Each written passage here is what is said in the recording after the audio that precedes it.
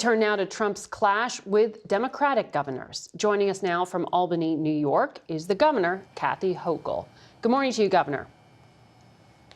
Good morning. I know you were just here in Washington and you met privately with President Trump. In the past, you've said the relationship doesn't have to be adversarial. Was your meeting with him adversarial, and what was your top message? It wasn't an adversarial meeting, but I was very clear, especially after I found that the Trump administration had ended a program that was put in place, congestion pricing, by the duly elected members of our legislature representing the voice of the people. And with a tweet, he claims that he is the king and therefore he has the power to destroy it. And I have a problem with that characterization because we labored under a king 250 years ago, and as I said, we're not going back there. So I wanted to take my case to him directly and let him see the benefits of this program, because our city is paralyzed with gridlock, and we had a path forward to be able to make the city move again, and it's working. I wanted to just have that opportunity to convey that, but I don't know that we're very persuasive on that front, but that's okay. The people of my state need to know I'm willing to take the fight wherever I have to. So just to explain for our audience, congestion pricing, you're talking about this $9 toll you put on people driving into lower Manhattan below 60th Street. Your fellow Democrat, Phil Murphy of New Jersey, says he doesn't like this policy. He actually asked President Trump to stop it. President Trump's office says this is discriminatory against working class people. How do you respond to that? I respond this way. With all due respect to the state of New Jersey, they do not tell us in New York what to do, nor does Washington when it comes to policies that we believe are going to reduce congestion, move along vehicles, emergency vehicles are moving faster, air quality is improving. So I have arguments that are important, but no one else should be able to second guess us, because that's not how our system of laws and states was set up. I'm the governor of New York. I will deal with the internal issues before me without interference from New Jersey or indeed the federal government. So this is going to the courts? Oh, yes, it's going to the courts. And I believe we'll be victorious in the courts, and this program will continue. You know, this is not the only standoff between the state and federal government and the tension here. I know you were in Washington with other governors who were meeting with the president this week. Federal funds account for about 40% of your state's budget.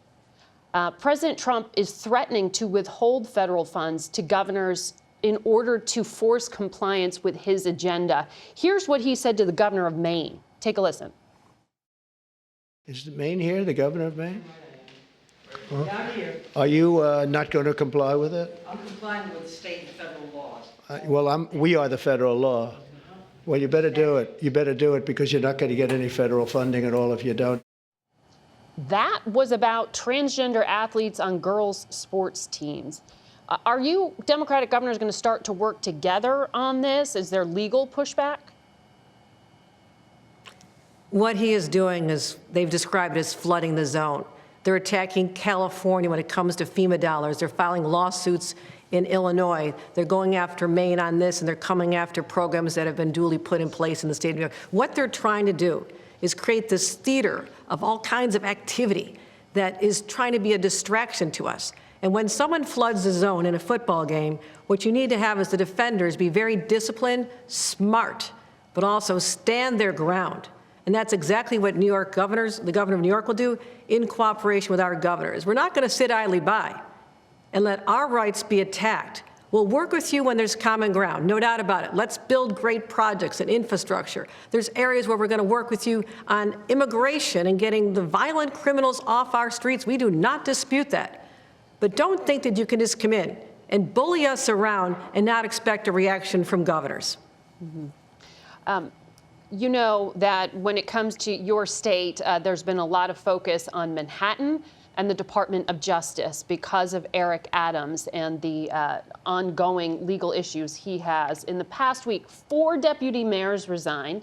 7 federal prosecutors resigned after the Trump Justice Department moved to dismiss those 5 counts of federal corruption indictments against Mayor Adams. you know the allegation is that the dismissal of the charges was related to a quid pro quo around immigration compliance. Did you discuss this case at all with the president when you were in the room with him one-on-one? No, I did not. In fact, we're waiting for the decision by a judge on whether he's going to accept the recommendation for a dismissal. So that's still in litigation. But I will say this. We are not allowing the Trump administration to interfere in the operations of our city. And the legal problems that the mayor is facing because of the Trump administration and the phrasing they have used, and indeed an interview that was done by one of his representatives on national television saying that he's basically got the mayor under his control, that's concerning. And I have to be able to put in safeguards. First, everyone says I had the option to remove him. I still hold that option to remove him. It is an extraordinary power. And I know there's a lot of people disappointed and angry and want something done immediately. But I will always stand on the fact that we are a nation of laws. And one individual, the governor of New York, should not use her voice and her will to override the will of the voters. We have an election in a few months in a primary. I'm going to let the voters decide, but I'm also going to be very cognizant. I need to keep an eye on this situation, especially the way the Trump administration has telegraphed that they want to get into our operations. And I have to be the firewall to stop that. So having said that, does that mean you do believe there was a quid pro quo understanding with Eric Adams? I am going by what the perception could be. I cannot let the integrity of the administration in the city of New York be undermined by perception that the Trump administration actually created. They created this perception. The reality I will never know. But as long as there's the faith of New Yorkers that has been undermined by what the Trump administration is doing, is trying to give the appearance of holding the city hostage, that's exactly what they're trying to do. Again, they're trying to create chaos. But we have to be smart as Democrats and as leaders and parse through all this and just go do what's right. That'll always be my North Star. Governor Hochul, thank you for your time this morning.